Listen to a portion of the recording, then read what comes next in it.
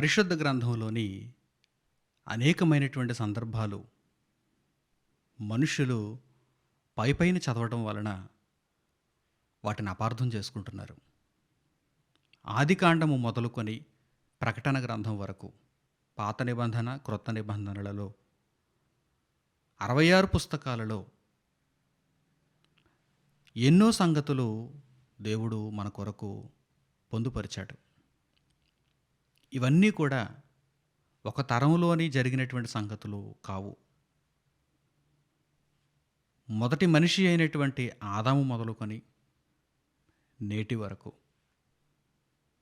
అనేక తరాలలో దేవుడు జరిగించినటువంటి ఎన్నో సంఘటనలు మనుష్య ఆత్మలను రక్షించు ఉద్దేశ్యంతో పరిశుద్ధాత్మ ప్రేరణతో దేవుడు వ్రాయించిన మాటలు పరిశుద్ధ గ్రంథంలో మనకు కనిపిస్తున్నాయి.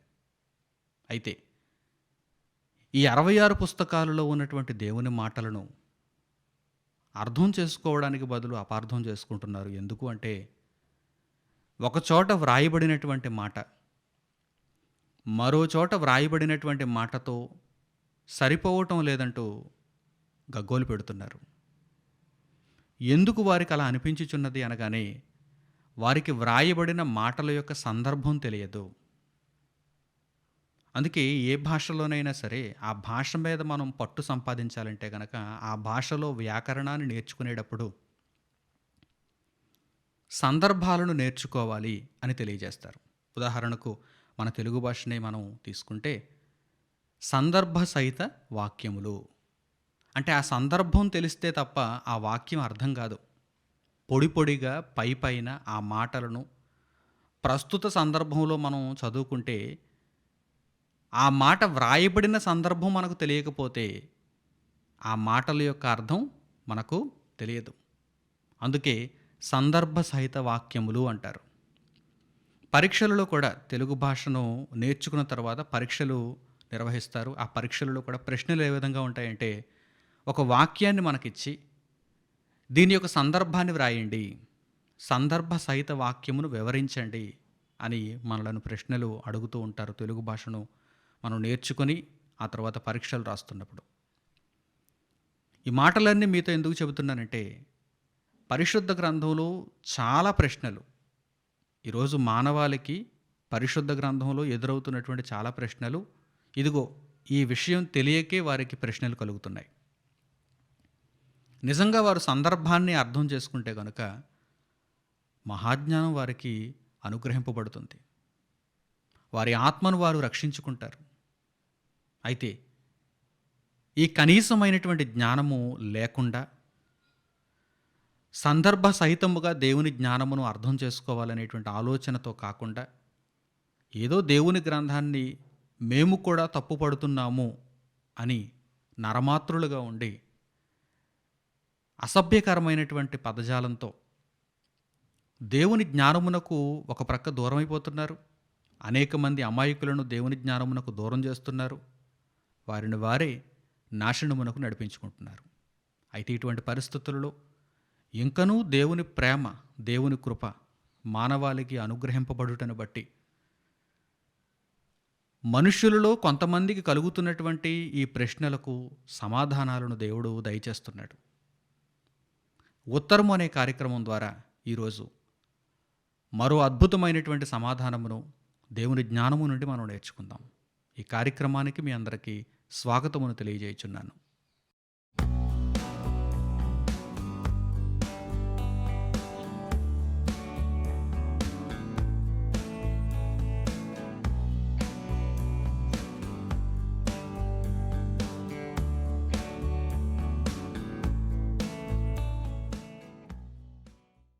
పరిశుద్ధ గ్రంథమును చదువుతున్నప్పుడు కొంతమందికి సందర్భ సహితముగా దేవుని వాక్యమును చదవటం రాక ఒకానొక సన్నివేశంలో కొన్ని మాటలను వారు చదివినప్పుడు వారికి సందేహాలు తలెత్తుతున్నాయి.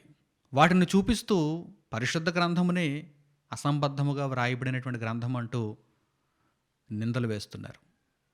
కనుక ఈరోజు వారికి వచ్చినటువంటి ప్రశ్న ఏంటో, దానికి దేవుడిచ్చే సమాధానం ఏంటో మనం నేర్చుకుందాం. ఈ ప్రశ్న దేనికి సంబంధించిందంటే, భూమి మీద ఉన్న మనిషి యొక్క బ్రతుకు శాశ్వతమా? మనిషి బ్రతుకుచున్నటువంటి ఈ భూమి శాశ్వతమా? అందరినీ సృష్టించినటువంటి దేవుడు శాశ్వతమా అని వారు అడుగుతున్నారు. ఎందుకు అడుగుతున్నారో, అసలు ఎక్కడ ఏ మాటలను చదివితే వారికి ప్రశ్నలు తలెత్తాయో మనం ముందుగా చూద్దాం. ఆ తర్వాత సమాధానాన్ని తెలుసుకుందాం. ప్రసంగి గ్రంథములో 1వ అధ్యాయము 4వ వచనంలో భూమి ఎప్పటికీ నిలుచును అని వ్రాయబడింది. అంటే భూమి శాశ్వతముగా ఉండును అనే మాట వారు చూపిస్తున్నారు. ప్రసంగి గ్రంథము 1వ అధ్యాయము 4వ వచనంలో. అలాగే హెబ్రీలకు పౌలు గారు రాసిన పత్రిక 1వ అధ్యాయము 10వ వాక్యం నుండి మనం చూడగలిగితే, భూమి, ఈ పంచభూతములు ఇవన్నీ కూడా దేవుడు తీసేస్తాడు, ఇవన్నీ కూడా లయమైపోతాయి, దేవుడు మాత్రమే శాశ్వతముగా ఉండేవాడు అని వ్రాయబడింది. ఈ రెండు మాటలను పోలికగా చూపిస్తూ ప్రసంగి గ్రంథము 1వ అధ్యాయము 4వ వాక్యంలోనేమో భూమి ఎప్పటికీ నిలుచునని వ్రాయబడింది. హెబ్రీయులకు పౌలు గారు రాసిన పత్రిక 1వ అధ్యాయము 10వ వాక్యం నుండి 12వ వాక్యం వరకు మనం చూడగలిగితే, దేవుడు ఎప్పటికీ నిలుచును, భూమి నాశనం అయిపోవునని వ్రాయబడింది. ఈ రెండు ఒకదానికొకటి పరస్పర విరుద్ధంగా వ్రాయబడ్డాయి అని కొంతమంది అపోహపడుతున్నారు. ఎందుకు అనగానే వారికి సందర్భాలు తెలియదు. ప్రసంగి గ్రంథంలో వ్రాయబడిన మాట ఏ సందర్భంలో వ్రాయబడింది, హెబ్రీయులకు పౌలు గారు రాసిన పత్రిక 1వ అధ్యాయం 10వ వాక్యం నుండి ఏ సందర్భాన్ని గూర్చి వివరిస్తూ వ్రాయబడింది, ఈ విషయాలను ముందుగా తెలుసుకోవాలి. పరిశుద్ధ గ్రంథంలో వ్రాయబడిన ఈ మాటలను ముందుగా మనం చూద్దాం. ప్రసంగి గ్రంథము 1వ అధ్యాయము 4వ వాక్యాన్ని చూడండి. ప్రసంగి గ్రంథము 1వ అధ్యాయము 4వ వాక్యం.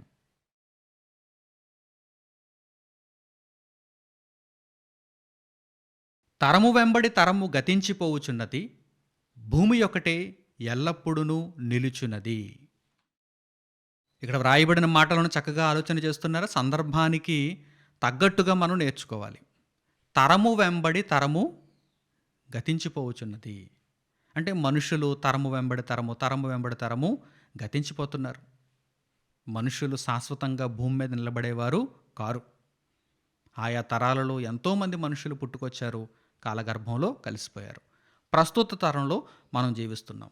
దేవుడు ఇంకనూ కాలమును పొడిగిస్తే, ప్రభువు రాకడ ఇంకనూ ఆలస్యం అయితే కనుక ఇంకనూ తరాలు గడుస్తాయి. తరాలు గడిచే కొద్దీ మానవులు వెళ్ళిపోతారు. తరము వెంబడి తరము గతించుచున్నది, భూమి ఒక్కటే ఎల్లప్పుడూ నిలుచున్నది. ఆదాము మొదలుకొని నేటి వరకు కూడా ఎన్నో తరాలు గడిచిపోయాయి, ఎన్నో తరాలు గతించిపోయాయి. అయితే భూమి మాత్రం, తరము పోయినప్పుడు భూమి కూడా పోవుచున్నదా? క్రొత్త భూమి వస్తుందా? క్రొత్త తరంతో పాటు క్రొత్త భూమి వస్తుందా? లేదు. భూమి ఎల్లప్పుడూ శాశ్వతముగా ఒక్కటిగా నిలిచేది.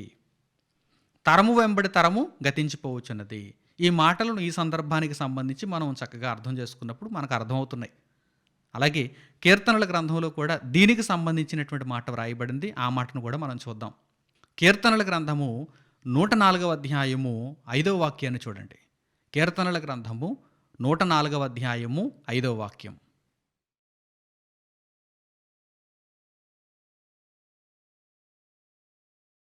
భూమి ఎన్నటికిని కదలకుండునట్లు ఆయన దానిని పునాదుల మీద స్థిరపరిచెను. భూమి ఎన్నటికిని కదలకుండునట్లు ఆయన దానిని పునాదుల మీద స్థిరపరిచెను. ఈ మాటలను చూపిస్తున్నారు. అంటే భూమి నిత్యము నిలిచేది, భూమి ఎల్లప్పుడూ ఒకే విధంగా ఉంటుంది. ఈ మాటలను చూపిస్తున్నారు. సరే, ఈ మాటలు చక్కగా వ్రాయబడ్డాయి. సందర్భానికి తగ్గట్టుగా అర్థం చేసుకున్నప్పుడు చక్కగా విషయాలు కూడా మనకు అర్థమవుతున్నాయి. ఇందులో ఎటువంటి దోషం లేదు. అయితే భూమి ఎప్పటికీ నిలిచినది అయితే గనుక ప్రభువు రాకడేమిటి? ప్రభువు రాకడలో భూమి, దాని మీద ఉన్న కృత్యములు కాలిపోవడం ఏంటి? ఇవన్నీ మరి వ్యతిరేకంగా వ్రాయబడ్డాయా అని ఒకవేళ వారు అడుగుతున్నట్టుగా ఆలోచన చేస్తే కనుక ఇక్కడ ఒక విషయాన్ని జాగ్రత్తగా మనం గమనించాలి. ప్రసంగి గ్రంథంలో కానీ కీర్తనల గ్రంథంలో కానీ భూమి ఎప్పటికీ నిలుచును అనే మాటలు దేని నిమిత్తం రాయబడ్డాయి? మనుషులతో పోల్చి, మనుష్య బ్రతుకులను పోల్చి మాట్లాడుతున్నప్పుడు రాయబడ్డాయి. ఒక మనిషితో పోల్చినప్పుడు భూమి శాశ్వతమే కదా! ఒక మనిషి బ్రతుకుతో పోల్చినప్పుడు భూమి నిలిచేదే. మనిషి నిలవడు, కానీ భూమి నిలుస్తుంది. మనిషి నిలవడు, ఎప్పటికీ మనిషి నిలిచిపోతాడా? నిలవడు. కానీ భూమి నిలుచును. అంటే ఎవరితో పోల్చి మనం మాట్లాడుతున్నాము అనే దాని మీద వాక్యం యొక్క నిర్మాణం ఆధారపడి ఉంటుంది. ఈ విషయాన్ని చక్కగా మీరు అర్థం చేసుకోవాలి. ఈ విషయాన్ని బాగా గ్రహించాలి మీరు. ప్రియులారా, భౌతిక శాస్త్రంలో సాపేక్ష వేగము అని మనం నేర్చుకుంటుంటాం. రిలేటివ్ వెలాసిటీ అంటే ఏదైనా ఒక వేగంతో మరో వేగాన్ని పోల్చినప్పుడు సాపేక్ష వేగము. దేనితోనైనా ఒక దానిని పోల్చినప్పుడు, పోల్చి చెప్పినప్పుడు దానిని ఏమంటారంటే రిలేటివ్లీ అని మాట్లాడతారు. అలాగే ఆంగ్లంలో విత్ రెస్పెక్ట్ టు అనే పదం కూడా మనం అప్పుడప్పుడు వాడుతూ ఉంటాం. విత్ రెస్పెక్ట్ టు అంటే దేనిని పరిగణనలోనికి తీసుకొని మనం దీనిని గురించి మాట్లాడుతున్నాం. ప్రసంగి గ్రంథంలో గ్రంథకర్త భూమి ఎప్పటికీ నిలుచును అని దేనిని ఉదాహరణగా తీసుకుని మాట్లాడుతున్నారు? మానవ బ్రతుకులను. అంతే తప్ప దేవుణ్ణి కాదే. దేవుడు పరలోకమందున్నాడు, దేవుడు శాశ్వతం కాదు, భూమి శాశ్వతం అని ఏమైనా మాట్లాడారా? లేదు. మానవ బ్రతుకులను పోల్చినప్పుడు, మానవ బ్రతుకులతో చూచినప్పుడు with respect to human lives, with respect to human lives, అప్పుడు భూమి నిత్యము నిలిచినది అని చెప్పడం జరిగింది. అంటే మనుష్య బ్రతుకులతో పోల్చినప్పుడు భూమి ఎప్పటికీ నిలుచునని వ్రాయబడింది. దేవునితో పోల్చినప్పుడు భూమి తాత్కాలికమే. దేవుని యొక్క శాశ్వతమైనటువంటి ఉనికితో పోల్చినప్పుడు, ఆయన లోకముతో పోల్చినప్పుడు, ఆయన జీవముతో పోల్చినప్పుడు భూమి తాత్కాలికమైనదే.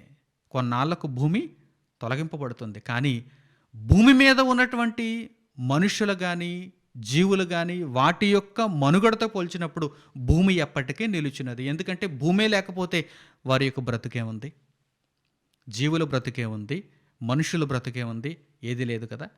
కనుక ఎవరితో పోల్చి చెబుతున్నారు, దేనితో పోల్చి వాక్యంలో వ్రాయబడింది, ఆ సందర్భాన్ని చక్కగా మనం అర్థం చేసుకోవాలి. ఇంకా మీకు బాగా అర్థం కావాలంటే, ఈ లోకంలో పదవులు ఉన్నాయి.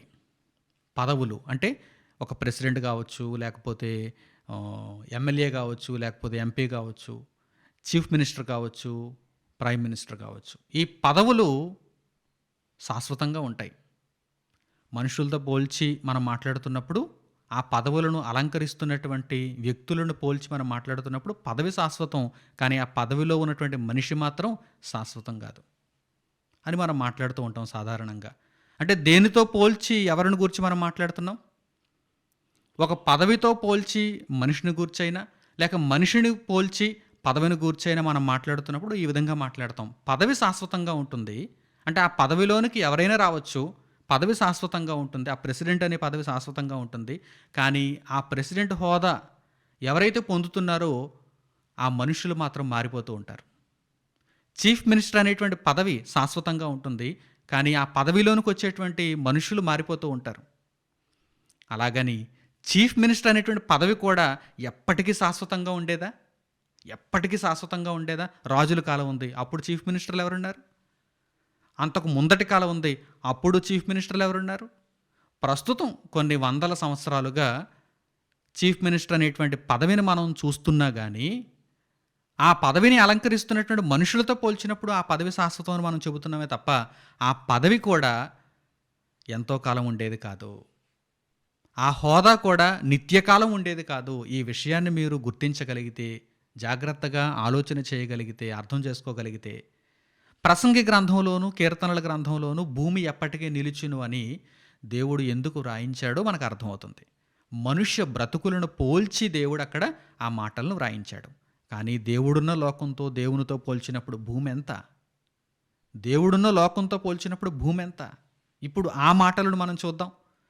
భూమి తాత్కాలికమైనదని దేవునితో పోల్చినప్పుడు, దేవుని యొక్క లోకముతో పోల్చినప్పుడు ఈ భూమి, ఈ పంచభూతములు తాత్కాలికమైనవని వ్రాయబడిన ఆ సందర్భాన్ని ఇప్పుడు చక్కగా మనం అర్థం చేసుకుందాం. ఇన్ని విషయాలు మనం నేర్చుకున్న తర్వాత ఆ సందర్భం ఇప్పుడు పరస్పర విరుద్ధముగా కనిపించుచున్నదో, ఎంతో అద్భుతముగా వ్రాయించినట్టు కనిపించుచున్నదో ఇప్పుడు మీకే అర్థమవుతుంది.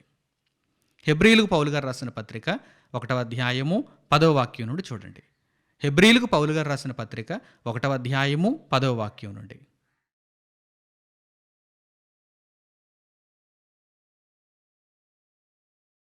మరియు ప్రభువా, నీవు ఆదియందు భూమికి పునాది వేసితివి, ఆకాశములు కూడా నీ చేతి పనులే, అవి నశించును గాని నీవు నిలిచియుందువు. అవన్నీయు వస్త్రము వలె పాతగిలును, ఉత్తరీయము వలె వాటిని మడిచివేతువు, అవి వస్త్రము వలె మార్చబడును గాని నీవు ఏకరీతిగానే ఉన్నావు, నీ సంవత్సరములు తరుగవు అని చెప్పుచున్నాడు. భూమిని సృష్టించినది దేవుడే, ఆకాశమును సృష్టించినది దేవుడే, పంచభూతములలో ప్రతిదానిని సృష్టించినది దేవుడే.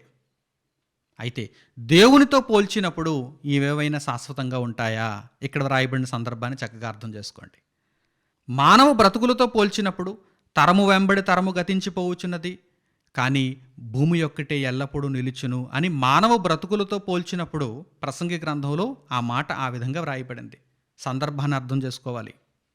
అలాగే హెబ్రీయులకు రాసిన పత్రికలో ఈ సందర్భాన్ని బట్టి మనం ఆలోచన చేసినప్పుడు ఎవరిని పోల్చి ఎవరితో పోలికగా చూపిస్తూ భూమి కానీ ఆకాశములు కానీ నశించిపోతాయి, ఇవి తాత్కాలికమైనవి, ఇవి శాశ్వతము కాదు అని వ్రాయబడింది దేవునితో. అందుకే దేవా, నీ సంవత్సరములైతే మితి లేనివి, నీవు ఉన్నవాడవు, శాశ్వతముగా ఉండేవాడవు, నీవు సృష్టించినటువంటి నీ చేతి పనులైనటువంటి నీవు పునాది వేసినటువంటి ఇదిగో ఈ భూమి, ఈ ఆకాశము, ఈ సమస్త ప్రకృతి అంతా కూడా ఎప్పటికైనా నాశనం అయిపోయేదే. నీవు వాటిని వస్త్రము వలె మడిచివేస్తావు, మార్చేస్తావు. ఇవన్నీ నాశనం అయిపోతాయి, కనిపించకుండా పోతాయి భవిష్యత్తులో. అయితే నీవు మాత్రము నిత్యము నిలుచువాడవు, నీ సంవత్సరములకు మితి లేదు. ఏ కాలానికి వెళ్ళి చూచినా కానీ నీవు ఉన్నవాడవే. ఇప్పుడు మీకు బాగా అర్థమవుతుందా? భూమి శాశ్వతమైనదని ఎప్పుడు చెబుతున్నాం? మనుష్య బ్రతుకులతో పోల్చినప్పుడు భూమి శాశ్వతమైనది, భూమి ఎప్పటికీ నిలిచేది అని చెబుతున్నాం. దానిని ఎన్నటికీ కదలకుండునట్లు దేవుడు స్థిరపరిచాడు అని చెబుతున్నాం. కానీ దేవునితో పోల్చినప్పుడు ఈ భూమి ఎంత?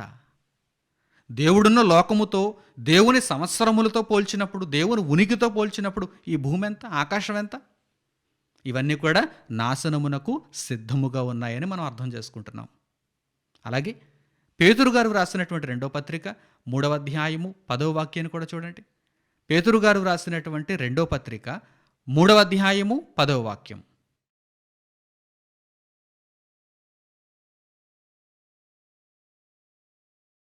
అయితే ప్రభువు దినము దొంగ వచ్చినట్లు వచ్చును, ఆ దినమున ఆకాశములు మహాధ్వనితో గతించిపోవును, పంచభూతములు మిక్కటమైన వేండ్రముతో లయమైపోవును, భూమియు దాని మీదనున్న కృత్యములను కాలిపోవును. ఇక్కడ ప్రభు దినమును గూర్చి తెలియచేయబడింది. అంటే యేసుక్రీస్తు ప్రభు యొక్క 2వ రాకడ. ఆయన 2వ రాకడలో వచ్చినప్పుడు సమస్త సృష్టి కూడా ఇక ముగింపబడుతుంది. భూమియు దాని మీద ఉన్నటువంటి కృత్యములు కాలిపోతాయి, మిక్కటమైన వేండ్రముతో కాలిపోతాయి. చాలామంది అనుకుంటున్నారు ప్రపంచ దేశాల దగ్గర అణుబాంబులు ఉన్నాయి, ఆ అణుబాంబులు గనక ప్రయోగిస్తే ఈ భూమి అంతా కాలిపోతుందని చాలామంది అనుకుంటున్నారు. కానీ ప్రభు రాకడ వలననే ఈ భూమికి ఆ యొక్క పరిస్థితి ముందుగా నిర్ణయింపబడింది. భూమి అంతా కాలిపోవాలి అంటే కనుక, ఈ భూమి నాశనం అయిపోవాలి అంటే కనుక ప్రభువు రాకడతోనే ముడిపడి ఉంది. కనుక ప్రభువు రాకడ కొరకు మీరు సిద్ధపడండి. ప్రభువు రాకడ ఎప్పుడు జరుగుతుందోనని భయపడండి.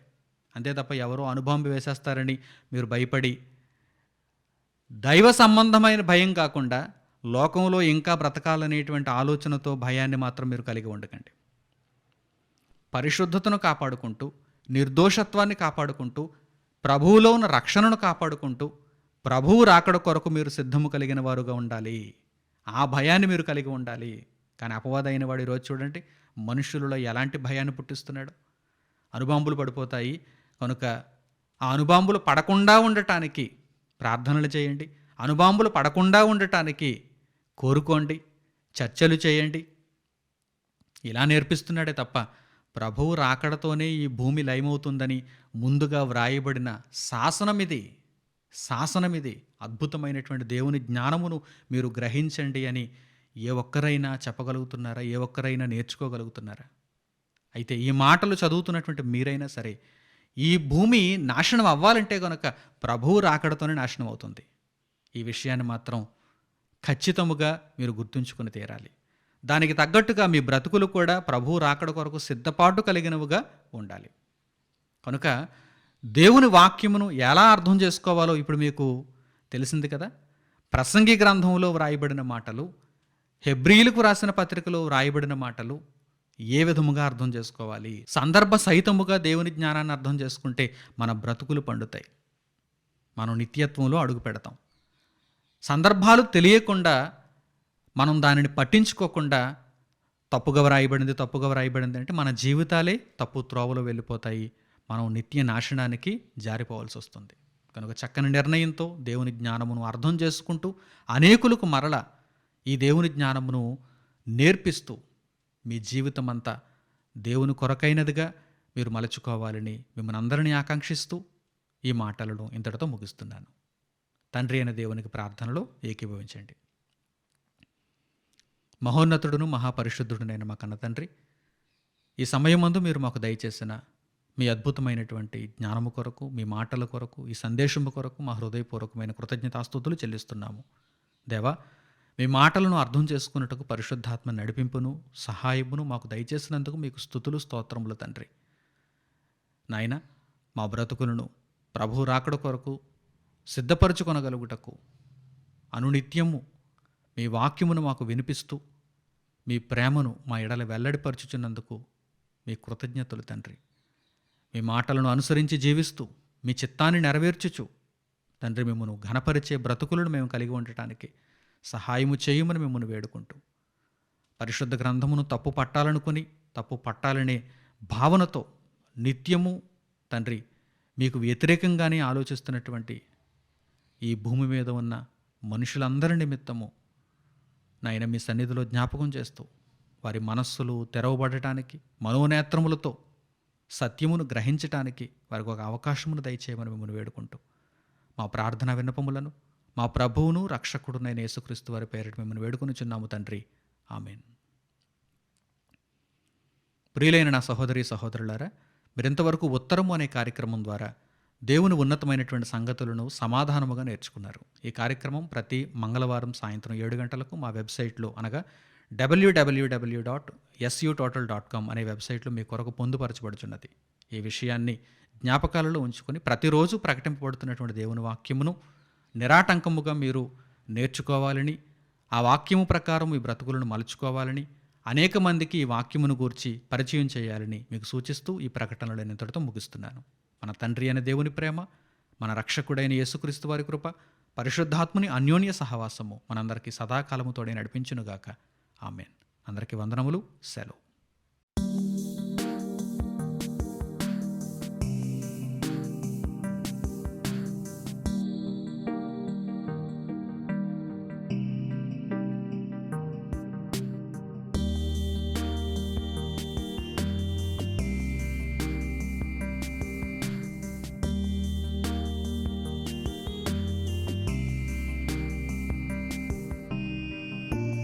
సహోదరులు మణికుమార్ గారు ప్రసంగించిన ఎన్నో ఆత్మ సంబంధమైన సంగతులను ఉచితముగా వీక్షించుటకు సన్ ఆఫ్ గాడ్ ఆన్లైన్ అనే మా యూట్యూబ్ ఛానల్స్ ను తప్పక దర్శించండి. మా సమాచారమును ఎప్పటికప్పుడు తెలుసుకొని ఆత్మీయాభివృద్ధి నొందవలనంటే సన్ ఆఫ్ గాడ్ ఆన్లైన్ అనే మా యూట్యూబ్ ఛానల్స్ ను సబ్స్క్రైబ్ చేసుకోండి. సత్వర నోటిఫికేషన్ల కొరకు సబ్స్క్రైబ్ బటన్ ప్రక్కనే ఉన్న బెల్ సింబల్ ను క్లిక్ చేయండి. ధన్యవాదములు.